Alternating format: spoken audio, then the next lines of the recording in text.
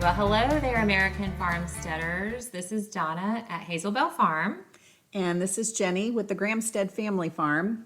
And we are here to talk to you this week about growing some protein at home. At home, yes. At home, on your little farmstead, on your homestead. We really want to encourage you to do that. But first, a little bit of housekeeping. We want to encourage you to check out our Facebook page and Instagram account at Hello American Farmsteader. And we've got some fun, exciting things going on there, adding more as the weeks go by. Yep. Some classes, some services, a little shop. And so go check that out. We'll have announcements there. And then while you're at it, make sure that you find both of our individual Facebook pages at Hazelbell Farm and the Gramstead Family Farm on Instagram or Facebook. Yeah, I like to post out Instagram and kind of our daily what's going on, fun things. And it's getting busier and busier as the season progresses into spring. Yes, it is. And then, too, if you ever hear something that we're talking about on our podcast and you want to learn more, I bet if you go to YouTube and search any one of our channels, that you may find a video on it. Yeah.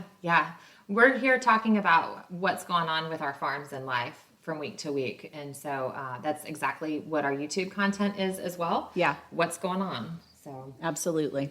And then lastly, on that note, send us an email if you have any questions, anything you want to hear about, or if you're kind of doing this farm life thing too, tell us what's going on with you. Our email is AmericanFarmSteadHers with an H @gmail.com. And we'd love to hear from you. Absolutely. Yeah. So what's going on with your farm this week, Jenny? Well, it was definitely a super, super busy week on the farm. We are prepping to go out of town, and we are finding that it takes a village. It takes a lot of work to do that. It takes a lot of work to prepare the farm to go out of town because you really have to think about all the things that could possibly happen but may not happen, but go ahead and prepare for them just in case they do happen. Right.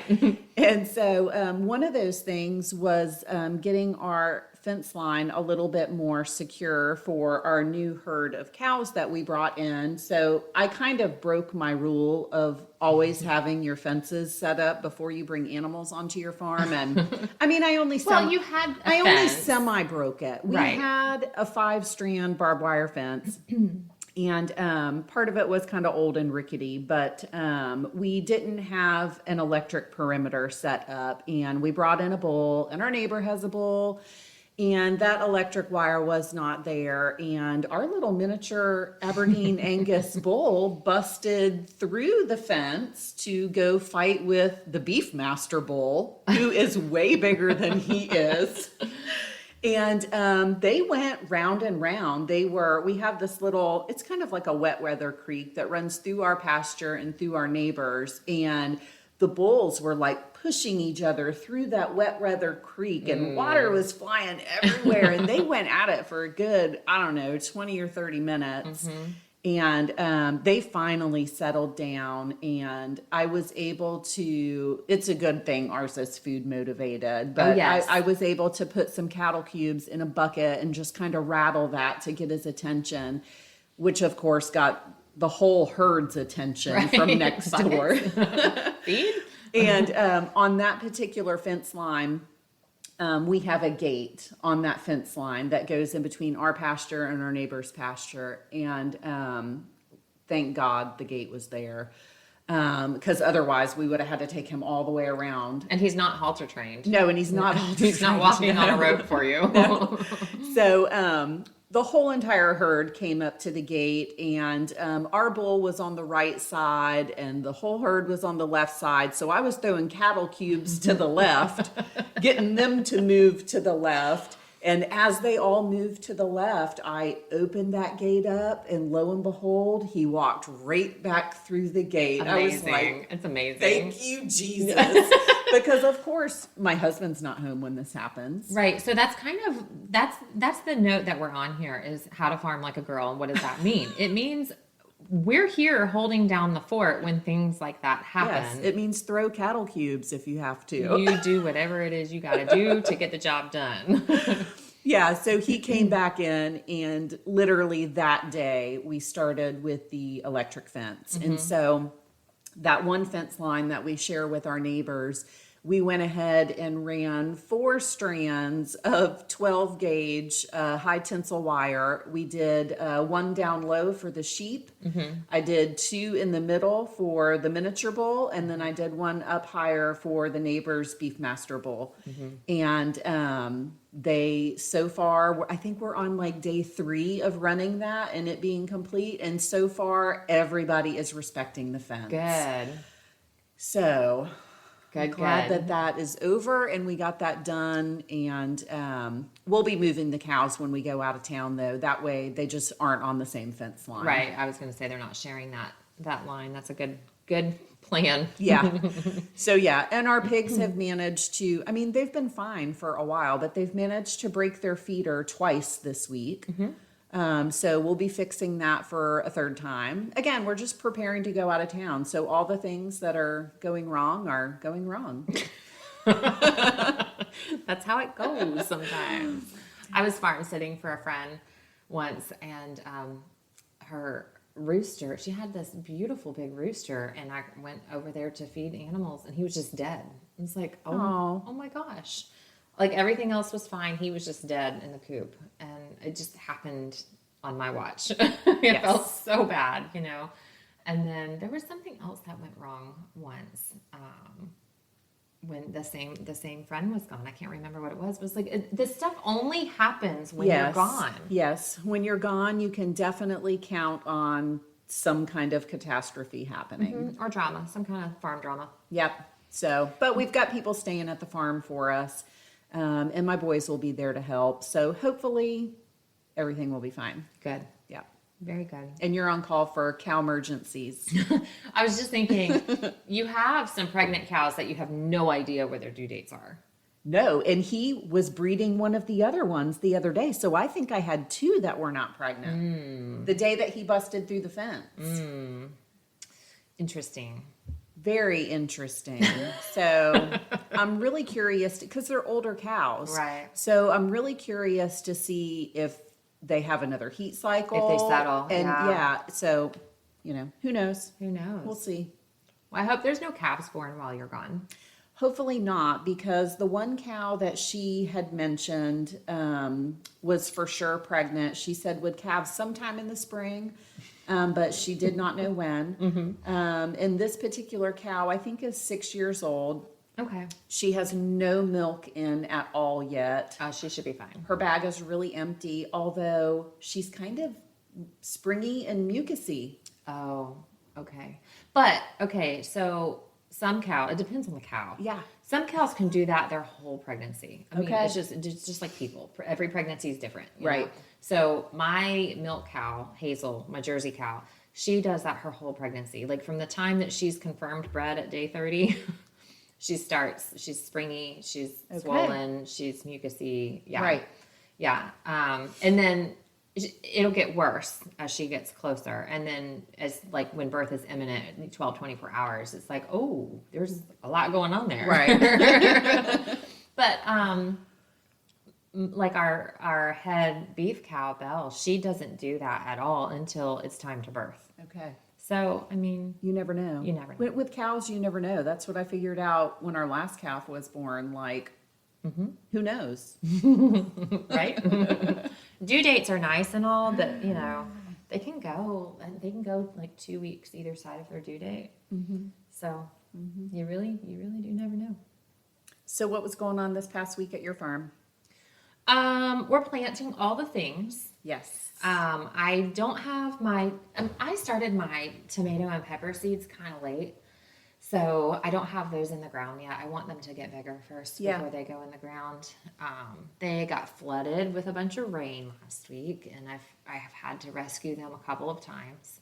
But I lost a few. But for the most part, like I way overplanted the tomatoes. Yeah. I'll be selling some tomatoes soon. Yeah, I just potted up what didn't go in my garden, and I'm going to let them get a little bit bigger, and then get rid of some tomato plants. Yep. So those aren't in, but they're growing. They're doing well now. It'll be no time. It'll be no time. I did start, let's see, over the last couple of days, I have put in some okra seeds, yellow squash, green zucchini, lots of flowers. Nice. Yeah, and then I put in a few plant starts. My grandma and I took a trip down to my favorite nursery and stopped at my favorite hardware store on our way back. What a fun day. It was a fun day. We had lunch. We had all the fun girl time. But we were out looking for lilies, and we couldn't find lilies yet. It's still a little chilly in the evenings to be selling lilies, I guess. Yeah. So we'll have to go back in a couple weeks. But all that to say, we kind of went a little plant shopping crazy. Oops. Not too crazy, but she did buy me a bunch of herbs and a few starts, and we hit a sale. So it was like, how can you not? Right. So yeah, doing the garden, shoveling mulch. I'm at the bottom of that. We bought some cows. Nice. Yeah, I can't remember what we've talked about and what we haven't talked about. So I don't know if I mentioned that or not. They've been here a week now, so I don't think I have. On the podcast anyways. We bought 4 beef cows. 3 are keepers, mama keepers.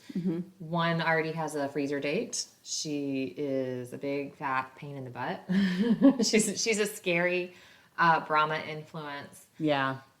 Crazy girl. She's crazy. I call her a big, crazy, ugly red. Because she's big, crazy, ugly, and red. But we cannot get in the pen where she is at all.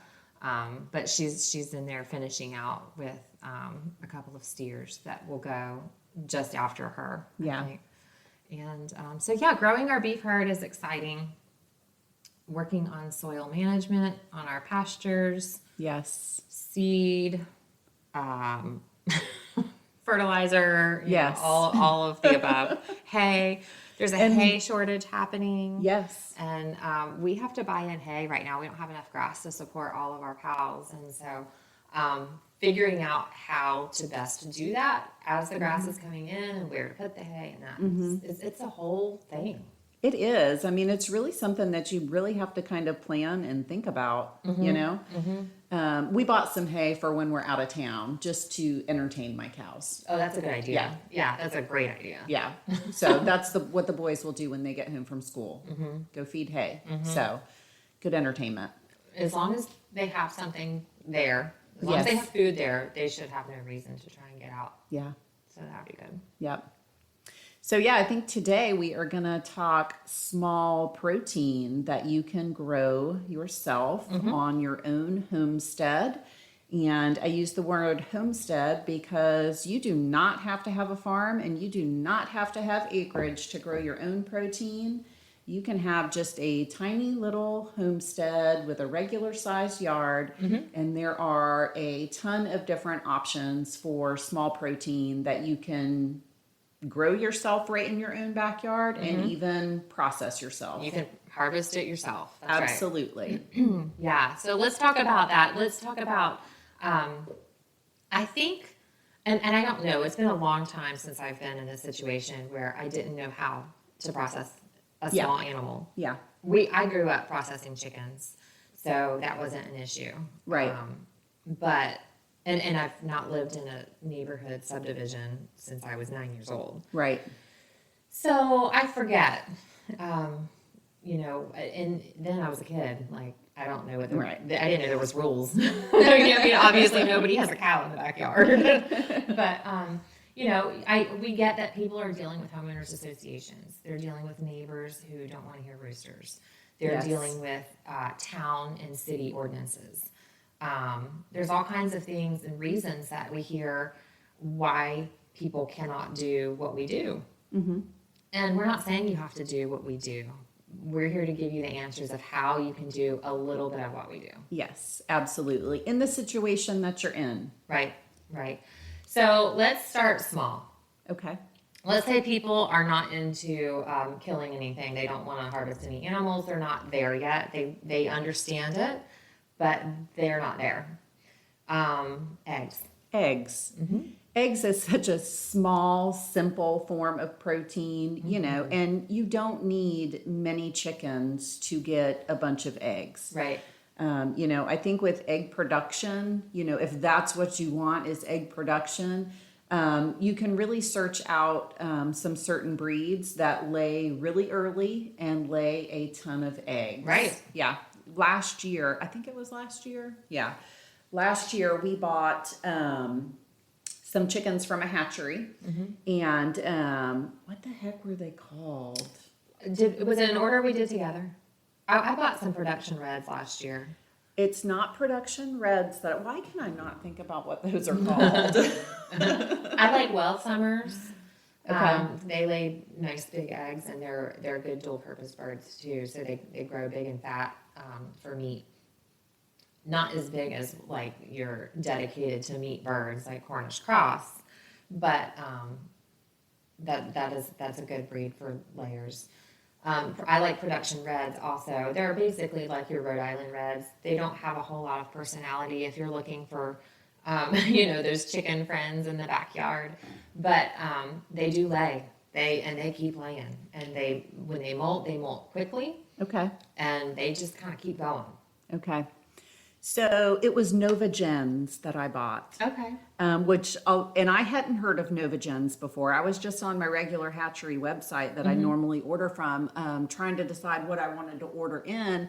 And they have this breed called Nova Gen, and you can get them in a brown or a white. So a brown egg or a white egg, white chicken.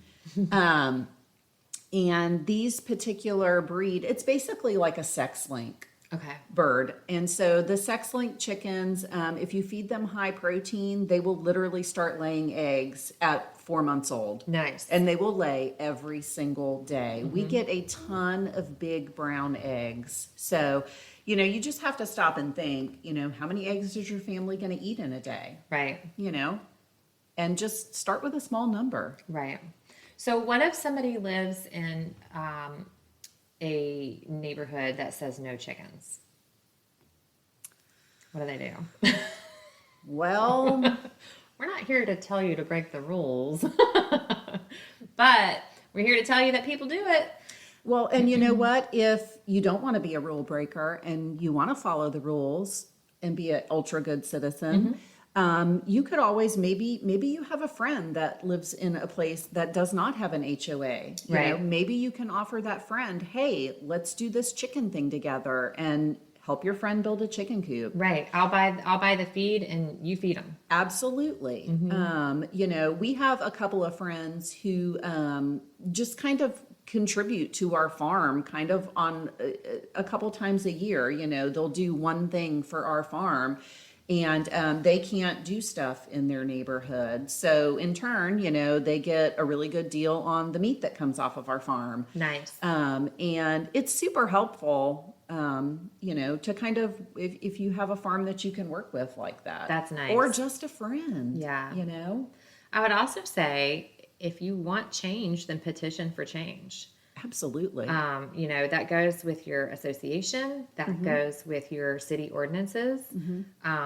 Present your case and, you know, why your family of 6 or whatever should be allowed to have 4 chickens. Right. You know, and no roosters. You And don't no need roosters to roosters. get eggs. Right. Another good point. You definitely don't need to have a rooster if you want to get eggs. An egg-laying hen is going to lay just as many eggs that are not fertilized as a fertilized hen. Right. So, Right. So if you absolutely cannot have chickens to get eggs, think about other birds to get eggs from. So Yes. quail eggs yes. would be like my second choice if I were in that situation. Okay. I say that, but I personally can't eat quail eggs. You can't? No, Why? I seem to be allergic to them. I don't know. That's so weird. They cause instant, horrible intestinal distress. I'll leave it at that. Oh my gosh. I know. I've never heard of that. I hadn't either, but we did some blind taste testing and that kind of thing, and they for sure bother me. But so we got into quail years ago because our youngest son Austin had he runs the gamut of allergies. Yes. And with his blood work, one of the things that came up was egg yolks and egg whites. I was like, no eggs for you, child. So we started looking into quail eggs as an alternative. And what I learned is that quail eggs have a protein in them that a lot of people who are allergic to chicken eggs can tolerate quail eggs because those proteins are different. But they also have a protein in them that helps your body fight any other allergens. So that's the irony there, that I'm allergic to quail eggs. Right. Because and here they are healing your son. right, exactly. So like he was allergic to everything, like all the foods, all the environmental things, all the pollens, all the everything, and the quail eggs were supposed to be one of the things in his regimen to help boost his immune system, help his body fight against having such a high IG count in his blood work. So that's how we got started with it.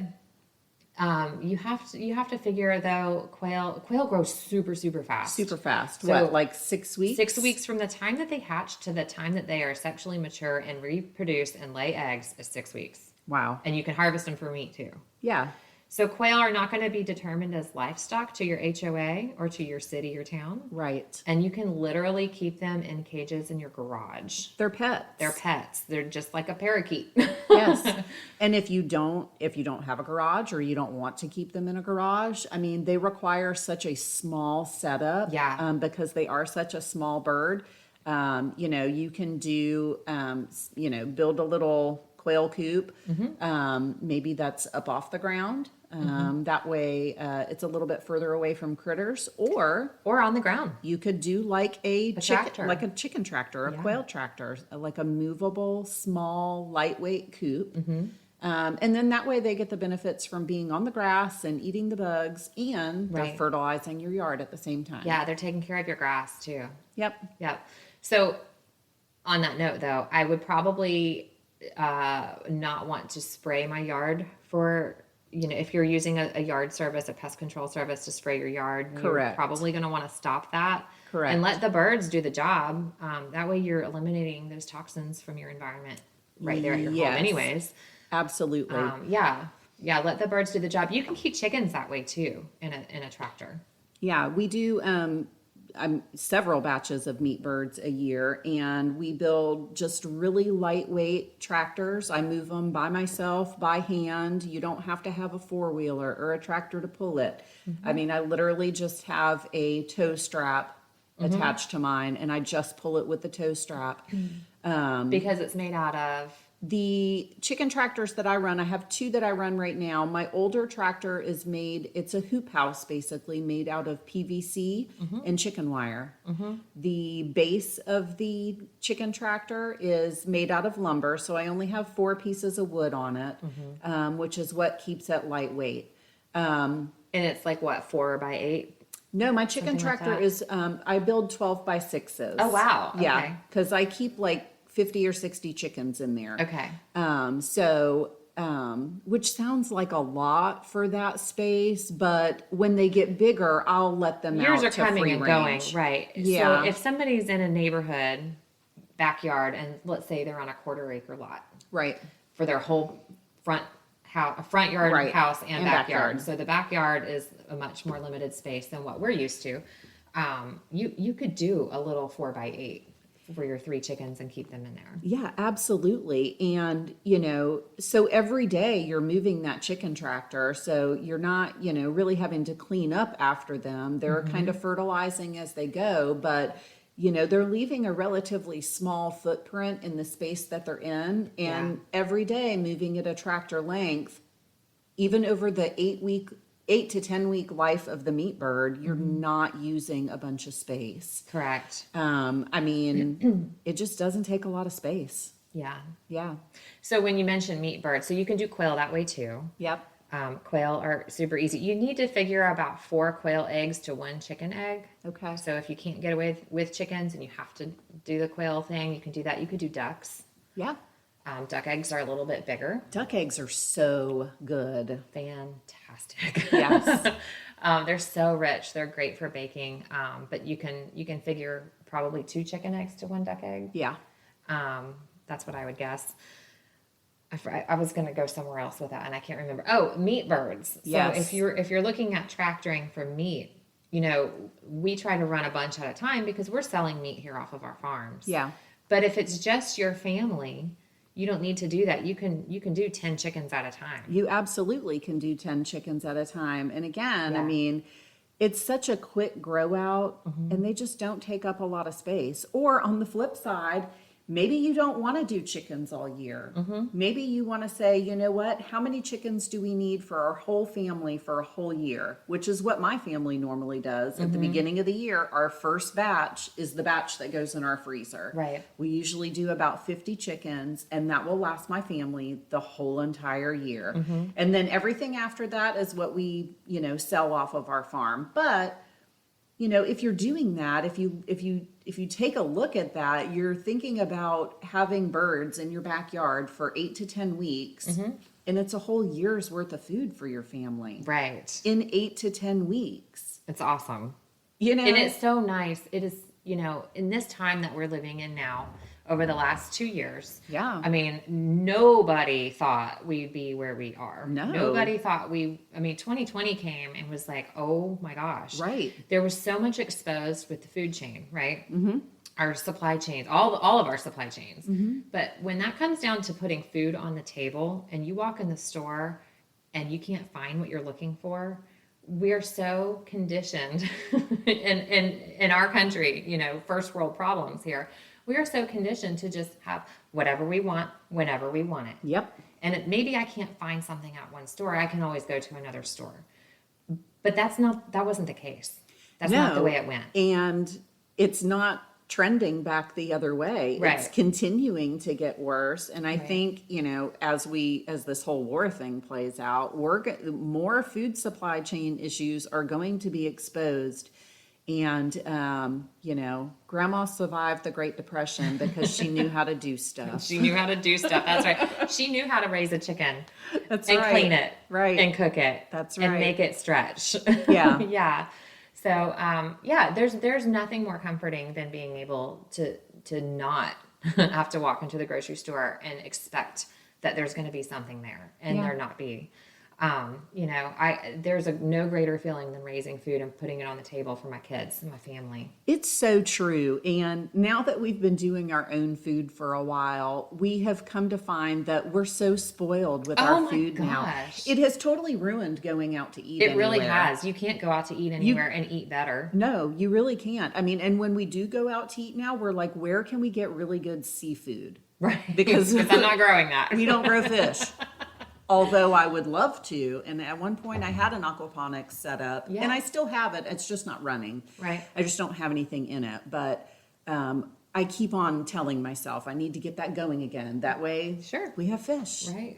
And that's another thing that you could do on a super, super small scale. I mean, my aquaponics tank is one of those IBC tote containers.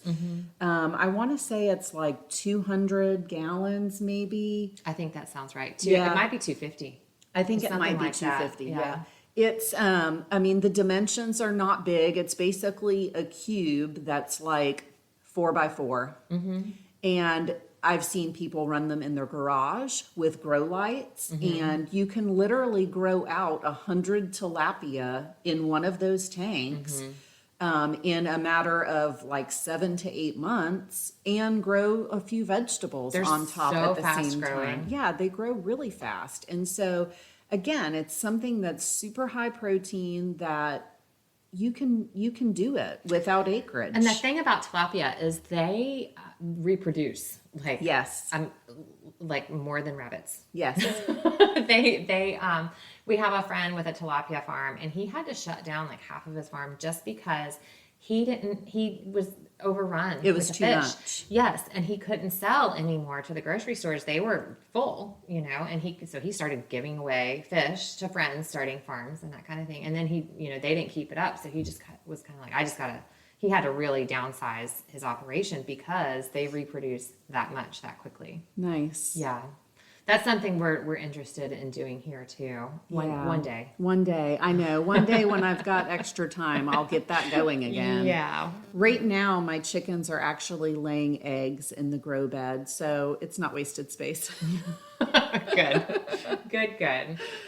So you mentioned rabbits. Right. So Yeah. rabbits.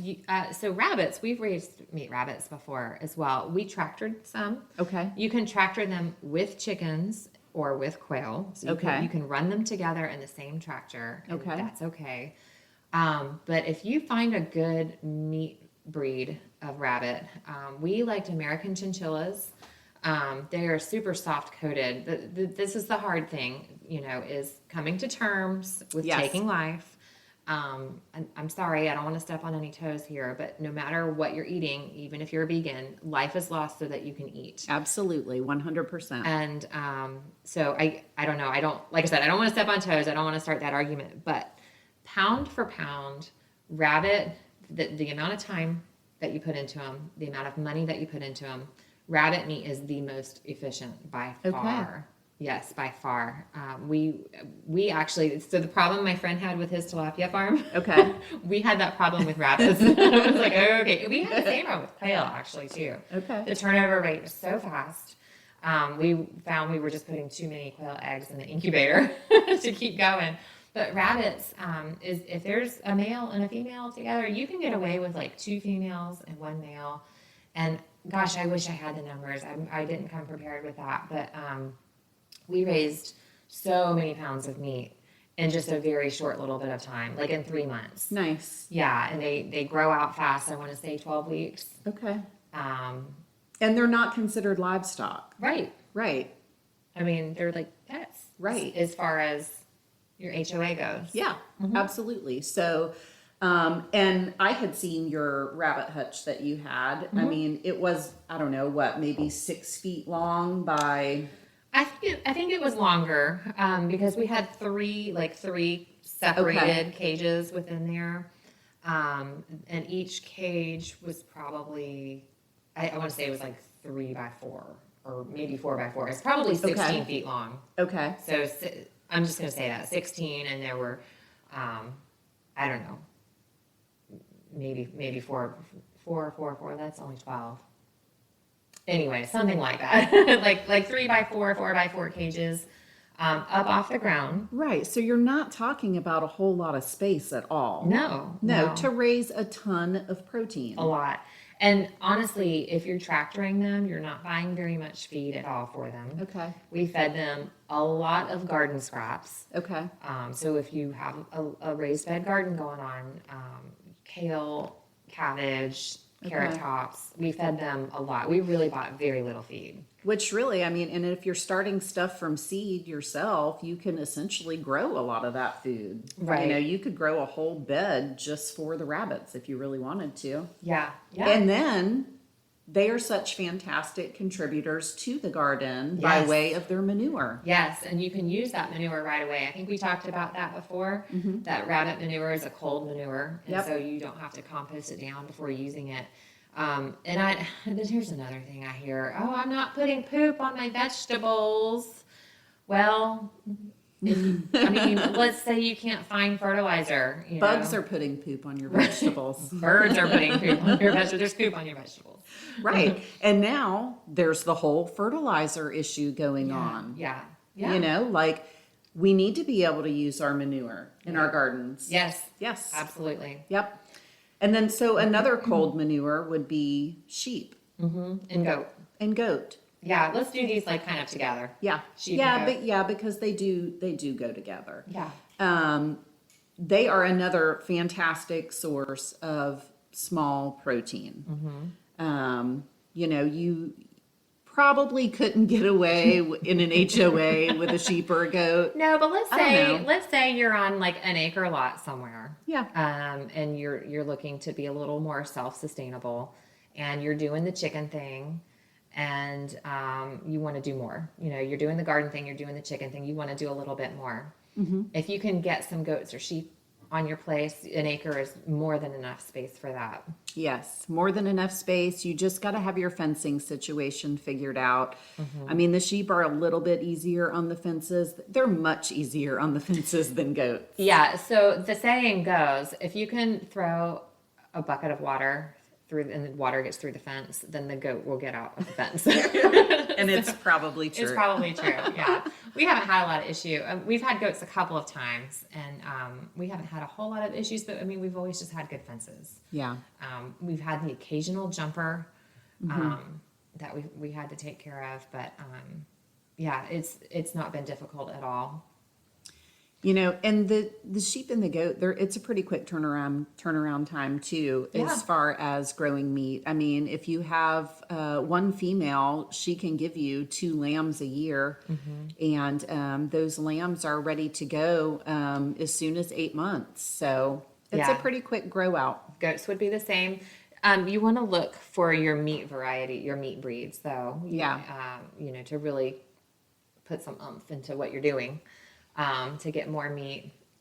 But you could find a dairy variety and get yourself some milk growing there at your farm. I'm a big proponent of the dairy on the farm. You know, we have dairy cows here, and our dairy cows are the center of our farm, and everybody benefits from the dairy here.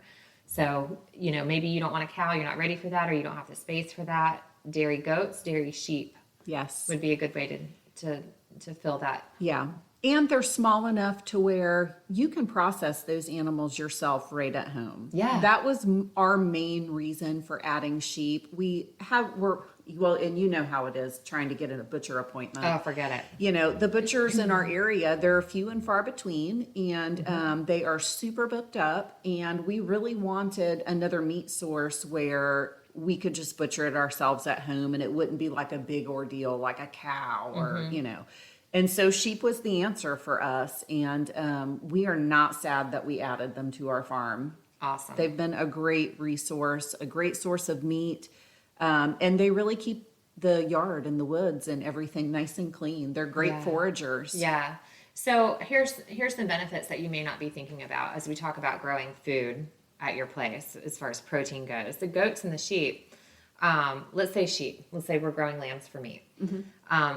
They're providing manure for your garden. Yes. They're providing meat for the table. Yep. They're providing bones for stock. Uh-huh. Right? They may provide milk for milk and cheese. They're fertilizing your pastures. Right. They're building your soil. They're bettering what they're going to eat next year. Yes. On their own. It's amazing. It's amazing what happens when you get a ruminant animal on your place. Yep. Yeah. And you can take care of it. You can do all of that yourself. You can, like you said, you can butcher yourself. You can keep skins. You can tan them yourself. Jenny just tanned a cowhide all by herself.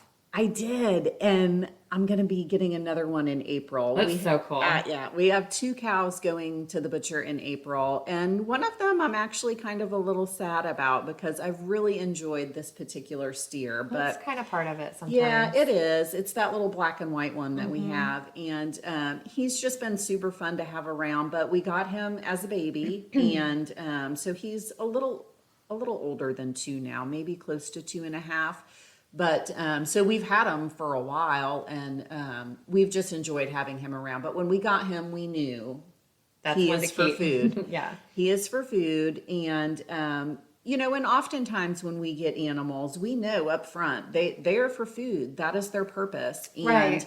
I think that these meat animals are actually, they're really lucky because they get to serve their God-given purpose. Right. And how that is lucky, what they're here for. That is what they're here for. Right. And you know, if I can live my life and serve my God-given purpose, well, then that's amazing. Well, what are we here for? Right. To serve our families, to serve our neighbors. Right. Can we not do that by raising some meat? Right. So I think that they're super lucky, you know, in the respect that they get to serve their purpose. Yeah, that's a really good point. So that's a really good point. Since he is one of my favorites, we will be getting his hide back. And he just has a pretty hide. He really does have a pretty hide. It's black and white. He's got this really cool like skunk stripe. And so I'm super excited to preserve his hide. And I'm also super excited that we have that walk-in cooler. I can Yes. work in the walk-in cooler because it's going to be hot. Right. It wasn't hot outside the last hide that I did. Right. So gonna have to do it in the cold room. Cool. Yeah. So, they're eating grass that you don't have to mow. Yes. They're clearing brush that you don't have to go in with a machete and take care of, or pay somebody, Yeah. a land clearing person to come do. Yeah. There's so much. There's just so much that they provide that people don't realize they would benefit from. Yes, absolutely. And it just feels really good to know that you're taking the responsibility for you and your family, and you're doing something. You're doing something, even if it's something small. You are doing something to provide food for the table. Yeah. Yeah. What are some things that you've recently put on the table? Meat chickens for sure. We just butchered our first lamb, and I hadn't even ever had lamb before, but it was kind of like a shot in the dark. It was like, well, they seem like they would be a good animal to bring on, so let's just go for it and do it. And we did. So we had a lamb that was born on our farm, and we actually just got the chance to butcher him, and the meat is amazing. Amazing. That's Yes. so cool. And we did that whole thing from start to finish ourselves. Tori did all the final cuts on it, and Now, is he a trained butcher? he is not a trained butcher. So funny you ask. Right. And so, we've done a couple of deer ourselves, and we've done a couple of pigs, and of course we've done like a bajillion meat chickens. Right. But we are not super proficient in making our cuts, but every time we do one, it looks a little bit better. The cuts get a little bit nicer. And we've kind of learned along the way that good knives matter. Right. I was going to say having the right tools. Having the right tools, it matters. A couple of good boning knives and a good bone saw will take you a long way. Yeah. Yeah. It Yep. will. It will. Yep. Cool. I get so excited even still after all these years of growing food that, to think of the things that we're now consistently putting on the table. Yeah. Our beef. Yeah. Our butter, our milk, our cheese, Yeah. our vegetables and greens. We have berries going on. We're not great at fruit. We do some. Yeah. but we're Fruit's not hard. great at it. But yeah, protein, our chicken, stock. Gosh, there's just lard, tallow. There's so many things that we're using here that we're growing here. Yes. And to where now more of our meals are homegrown than not. And like you said, the flavor's so much better and you're spoiled. Yes. But not only that, with the food shortages that we have had, there's some basic whole ingredients that I had no idea there was a shortage of or what the cost was. Yes. So when people started complaining about the cost of ground beef, I had no idea. Yeah. I had no idea how much ground beef costs Yeah. in the grocery store or even if it's on sale. Right. There was a cream cheese shortage at Christmas and I had no idea. Really? Because we make cream cheese. There was such a campaign, I think, put out by Philly Cream Cheese or Kraft or whoever. They said, if you buy a dessert that does not use cream cheese and send us your receipt, we will pay you $20. What? I know. That's quite the campaign to get people off the cream cheese. That's crazy. It is crazy. And so you know what I did? I made a cheesecake with my cream cheese and tagged Kraft. Or Very Phil, I nice. can't remember who it was. I know.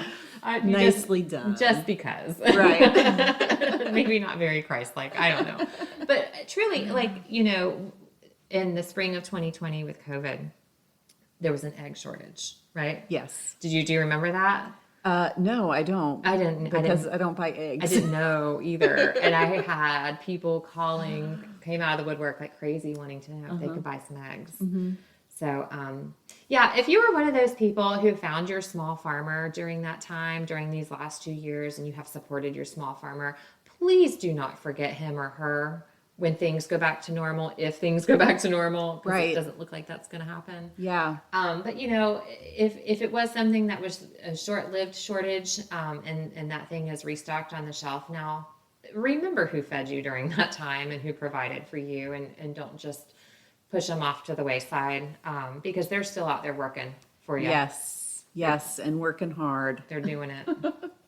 So on that note, let us know if you have any questions about raising any of those critters in your backyard, in your garage, however we can help answer questions or troubleshoot. We're happy to try to do that for you. Yeah, and just encourage you to just, if you think you want to do it, just do it. Just get started. Start small.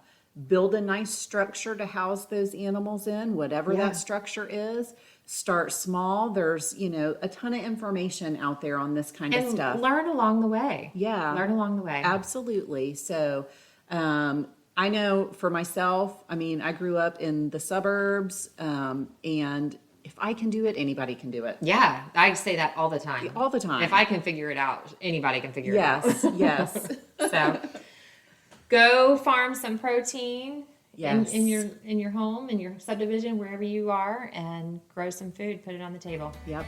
Sounds good. All right, bye. Bye.